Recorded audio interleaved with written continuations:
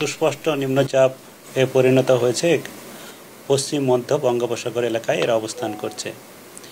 আর আজকের মধ্যেই এটি গভীর নিম্নচাপে পরিণত হওয়ার সম্ভাবনা রয়েছে।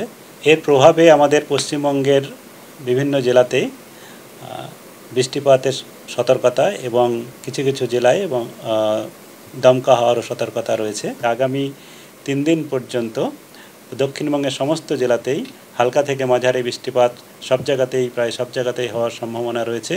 তার সঙ্গে সঙ্গে ভারী থেকে অতি ভারী বৃষ্টিপাতেরও সতর্কতা রয়েছে।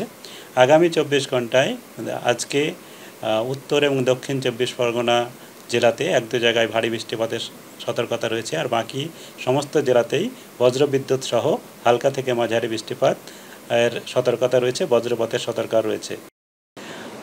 মূলত আমাদের প্রথমে সবথেকে বড় যেটা সতর্কতা সেটা হচ্ছে আমাদের মৎস্যজীবীদের জন্যে আগে থেকেই বলা হয়েছে আজকে থেকে 3 তারিখ পর্যন্ত সমুদ্রে যেতে মানা। কারণ আমাদের উত্তর বঙ্গোপসাগর এবং মধ্য বঙ্গোপসাগর তার সঙ্গে সঙ্গে আমাদের উড়িষ্যা এবং পশ্চিমবঙ্গ উপকূলভাগ অঞ্চলেও দমকা হাওয়া 40 থেকে 50 সর্বোচ্চ 60 কিলোমিটার আওয়ার পর্যন্ত যেতে পারে। তো এর প্রভাবে এবং বৃষ্টিপাতও হবে, তার জন্যে মৎস্যজীবীদের সমুদ্রে যেতে মানা করা হয়েছে।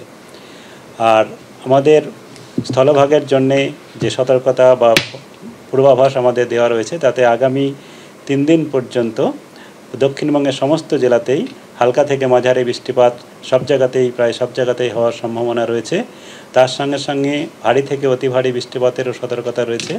আগামী 24 ঘন্টায় আজকে উত্তর এবং দক্ষিণ 24 পরগনা জেলাতে 1-2 জায়গায় ভারী বৃষ্টিপাতের সতর্কতা রয়েছে, আর বাকি সমস্ত জেলাতেই বজ্রবিদ্যুৎ সহ হালকা থেকে মাঝারি বৃষ্টিপাত এর সতর্কতা রয়েছে, বজ্রপাতের সতর্কতা রয়েছে।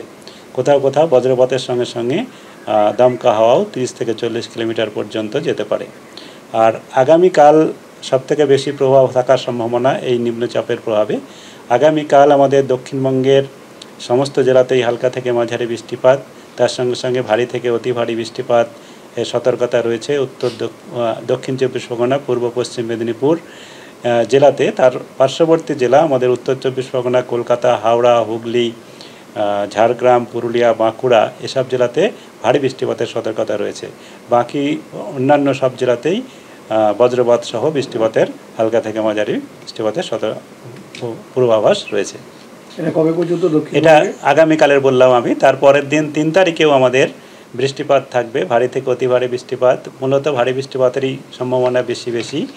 এখানে আমাদের পুরুলিয়া, পশ্চিম বর্ধমান, পূর্ব মেদিনীপুর, ঝাড়গ্রাম, পশ্চিম মেদিনীপুর, বাঁকুড়া, দক্ষিণ 24 পরগনা, বীরভূম, মুর্শিদাবাদ, পূর্ব বর্ধমান এইসব জেলাতে ভারী বৃষ্টিপাতের সতর্কতা রয়েছে।